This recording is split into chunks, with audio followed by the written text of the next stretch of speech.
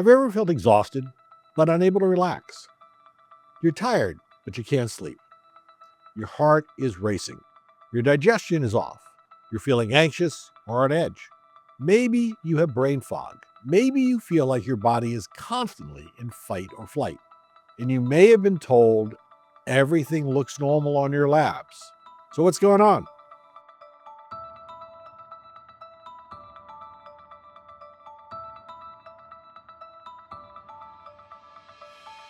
One piece of the puzzle that we're learning more and more about is a nerve that runs from your brainstem throughout much of your body, the vagus nerve. It is one of the most important communication pathways between your brain and your organs. And when the nervous system is struggling to regulate itself, the vagus nerve may be part of that story. Today, I want to explain what the vagus nerve actually is, what we mean when we talk about quote unquote vagal tone, why vagal function can become impaired, and what you can do to support your nervous system, both naturally and with newer technologies designed to stimulate the vagus nerve. And importantly, I want to separate what we know from what is still being studied, because the vagus nerve has become a major topic in the wellness world, and you'll find all kinds of claims online about resetting your vagus nerve in 30 seconds. The biology is much more interesting and a bit more complicated than that. So let's take a closer look. First, what exactly is the vagus nerve? The word vagus means wandering, and that's a very appropriate name. The vagus nerve is one of the major communication highways between the brain and the body. It is the 10th cranial nerve and travels from the brainstem down through the neck into the chest and abdomen. It communicates with the heart, lungs, digestive tract, and many other organs. In fact, here's something fascinating. The vagus nerve doesn't simply send commands from the brain down to the body. A tremendous amount of information travels from the body back up to the brain through the vagus nerve. Vagus nerve is a two-way communication system. Your brain's constantly receiving information about what's happening inside your body, your heart rate, your breathing, what's happening in your digestive system, and the overall state of your internal environment. And the brain uses that information to help coordinate how the body responds. When the vagus nerve isn't functioning properly, it can affect nervous system regulation and a number of processes throughout the body, including sleep, digestion, heart rate, and how we process pain. This is one reason the vagus nerve has become so interesting in the study of chronic illness, stress, inflammation, and autonomic dysfunction. To understand the vagus nerve, we have to understand the autonomic nervous system. Your autonomic nervous system regulates functions that you don't consciously have to think about. Your heart rate, your blood pressure, your breathing patterns, digestion, temperature regulation, and your response to stress.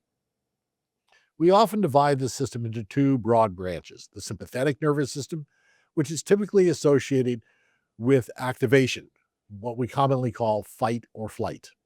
The parasympathetic nervous system is associated with rest, recovery, and digestion.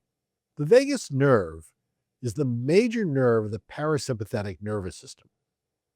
But I want to be careful here. It's not appropriate to think of the sympathetic nervous system as bad and the parasympathetic nervous system as good. You need both. If you're running from danger, you want your sympathetic nervous system activated. Your heart rate increases, your blood flow changes, your attention becomes focused. That's appropriate. The problem occurs when the body has difficulty shifting between these states appropriately. In a healthy nervous system, you can activate when you need to and then recover when the threat is past. You stress, you respond, and then you come back down. That's flexibility, and that flexibility is extremely important. You may have heard the term vagal tone. This generally refers to the functional influence of the vagus nerve on the body's parasympathetic regulation. One of the things researchers often look at is heart rate variability, or HRV. Heart rate variability is the variation in the amount of time between individual heartbeats. And despite what the name sounds like, having variability is actually a very good thing. Your heart shouldn't beat like a metronome. A healthy nervous system constantly adjusts heart rate in response to breathing, activity, emotion, and changes in the environment.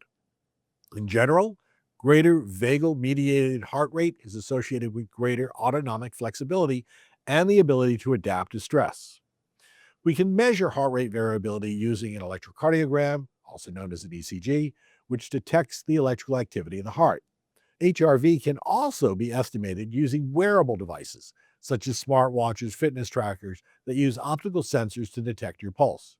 But HRV is not a direct measurement of the vagus nerve, and a higher number isn't automatically better.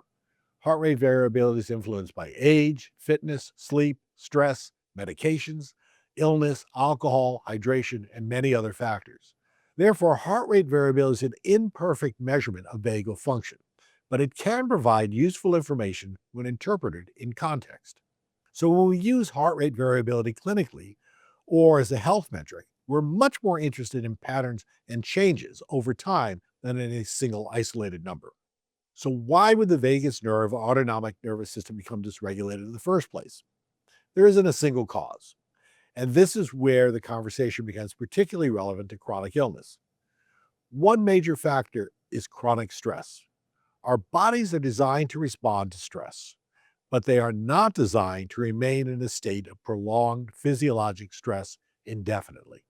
If you're constantly under pressure, emotionally, physically, metabolically, or physiologically, your nervous system may have difficulty returning to baseline.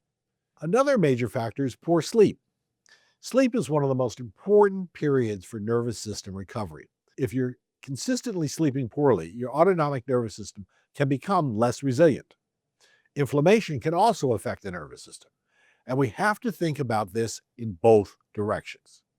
Inflammation can influence the nervous system, while the nervous system can also influence the immune and inflammatory processes. This is one reason the brain, immune system, and autonomic nervous system can't really be treated as completely separate systems. They're communicating with one another all the time. Other factors can include acute or chronic illness, infections, trauma, pain, metabolic dysfunctions, physical inactivity, or excessive physical stress. And in some people, autonomic dysfunction develops as part of a larger condition. We see this in disorders such as POTS, postural orthostatic tachycardic syndrome, and autonomic dysfunctions can also occur in conditions such as long COVID and other chronic illnesses. The important point is that the autonomic dysfunction is not simply being stressed. There can be very real physiologic changes occurring in the way the body regulates itself. Another reason the vagus nerve has attracted so much scientific interest is its relationship with the immune system. There are pathways through which neurosignaling can influence inflammatory activity. This is sometimes discussed in terms of cholinergic anti-inflammatory pathway. The basic concept is quite fascinating. The nervous system and the immune system are constantly communicating. Your immune system isn't operating independently from your brain, and your brain isn't operating independently from your immune system. This has important implications for how we think about chronic inflammatory illness. It also helps explain why a person experiencing chronic inflammation may experience symptoms that seem to involve multiple systems at once: fatigue, brain fog, sleep problems, digestive problems, changes in heart rate, mood changes, exercise intolerance, pain. These symptoms may not be separate problems. Sometimes they're different manifestations of a system that has become dysregulated. Now let's address a phrase you hear constantly online: reset your vagus nerve. I don't love that terminology. Your vagus nerve isn't a computer that you can simply reboot, and there isn't one magic exercise that permanently resets it. What we can do is support autonomic regulation. We can repeatedly give the nervous system signals associated with safety, recovery, and physiological flexibility. And over time, those repeated signals may help improve how the nervous system responds. That's a much more accurate way to think about it. So, what can you actually do? Let's start with some of the simplest approaches. One of the most accessible tools we have is slow, controlled breathing. And this is not just a wellness trend. There is actually a substantial body of research looking at slow breathing and heart rate variability. In 2022, a systemic review and meta-analysis looked at more than 200 studies and found that voluntary, slow breathing increased measures of vagal-mediated heart rate variability during breathing, immediately after and following repeated practice. So how should you breathe? You don't have to make this complicated. Sit comfortably, relax your shoulders, breathe gently through your nose if that's comfortable, and allow your abdomen and lower ribs to expand. Then take a deep, slow inhalation and relax. For many people, something around 5 to 6 breaths per minute can be a useful starting point. For example, inhale for about 4 seconds and exhale for about 6 seconds. You don't need to force the breath, and more is not necessarily better. If you become lightheaded, uncomfortable, or anxious, stop and return to your normal breathing. The goal isn't to take huge breaths. The goal is to communicate to your nervous system you are safe enough to slow down. Start with about 5 to 10 minutes of slow, comfortable breathing. You can practice once or twice a day, and over time, you can gradually increase the duration if it feels comfortable. Another simple strategy is using your voice, singing, humming, chanting, even slowly reading aloud. Why might this help? Vocalization naturally changes breathing patterns and involves structures in the throat and airways that are connected with the autonomic regulation. Singing often naturally lengthens the exhalation. So rather than thinking, I'm going to stimulate my vagus nerve by humming, I'd frame it this way. You're engaging your breath, your voice, and your autonomic nervous system in a coordinated activity that can promote relaxation. Try humming gently for 3 to 5 minutes.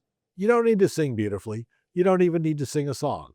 Just a gentle mm, and pay attention to the sensation of the vibration and slowing of your breath.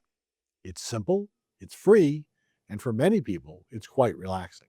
Meditation is another way to train your nervous system regulation.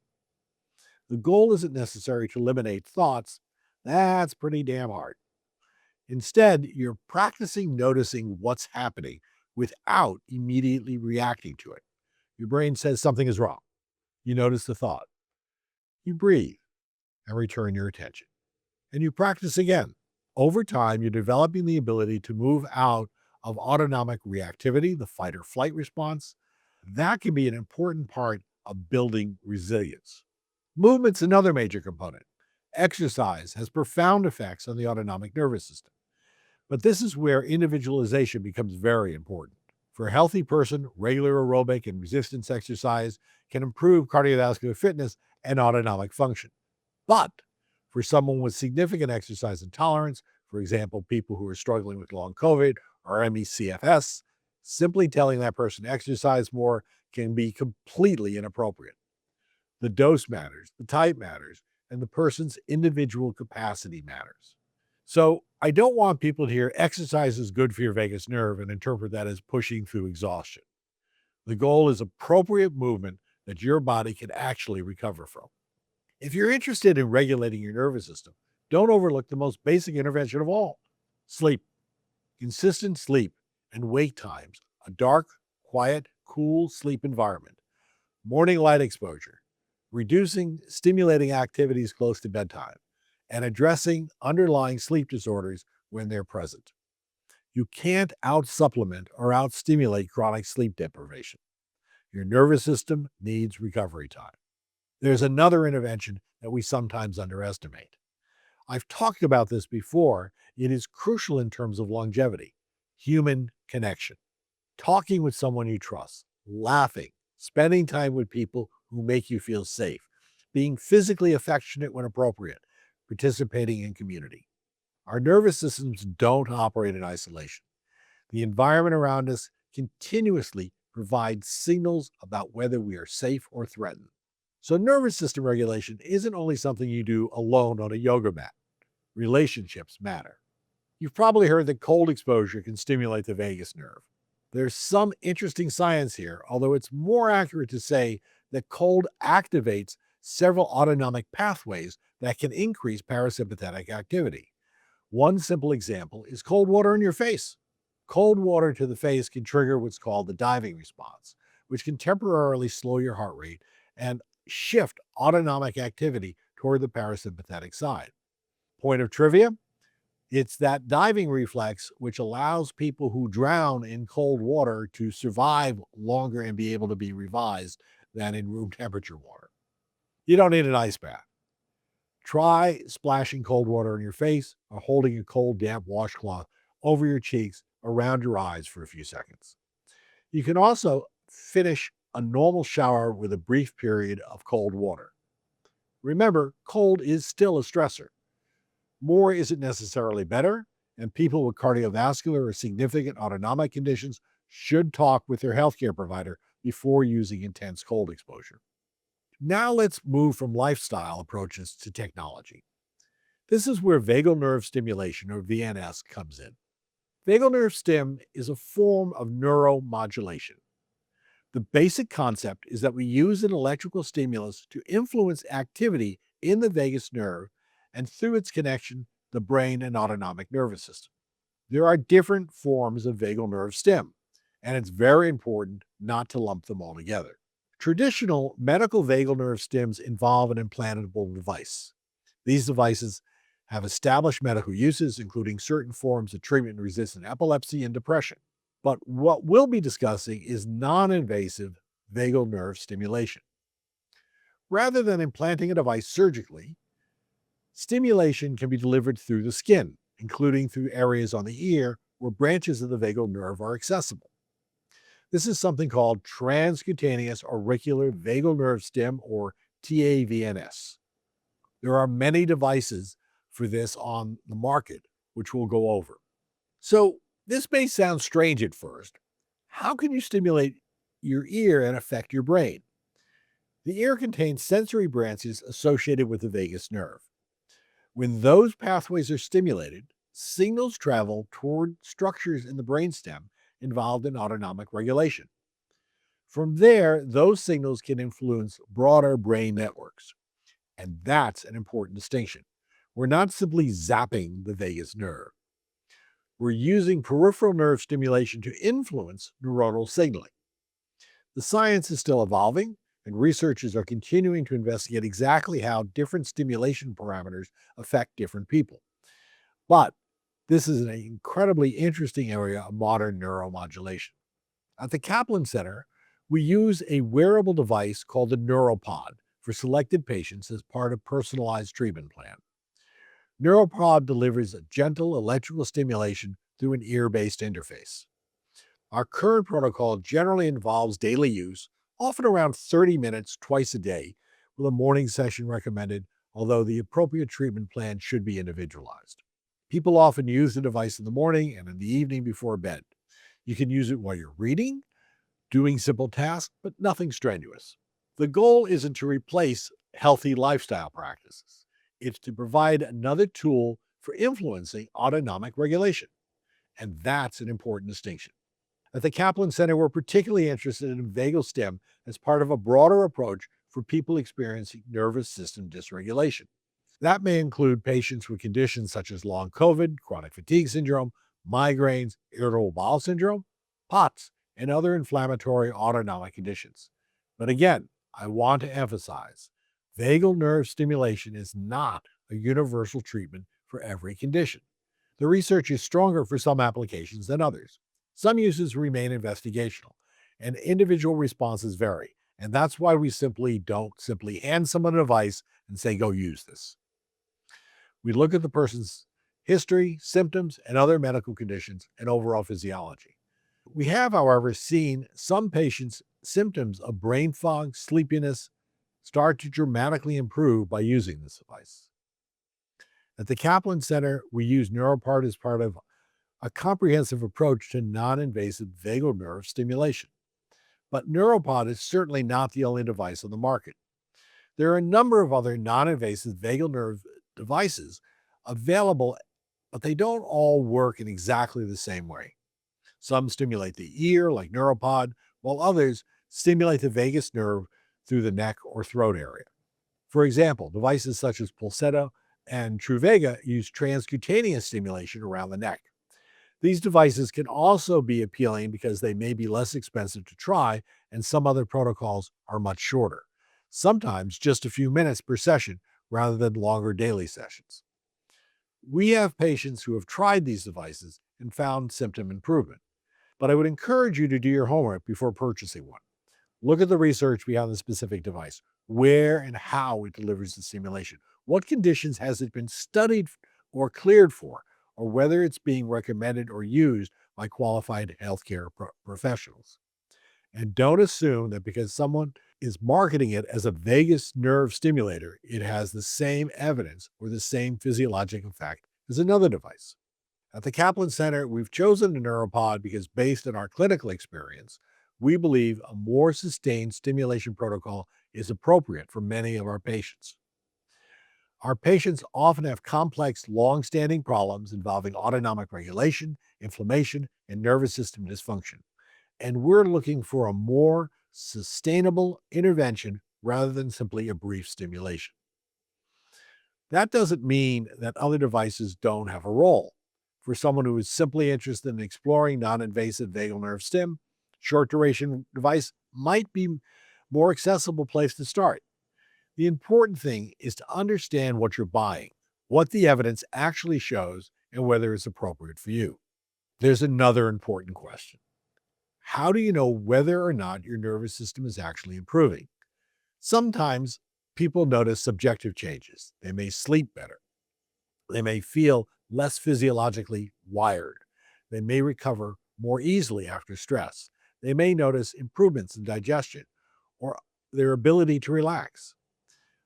They also may notice a reduction in headaches. But we can also look at objective measures. One of those is heart rate variability.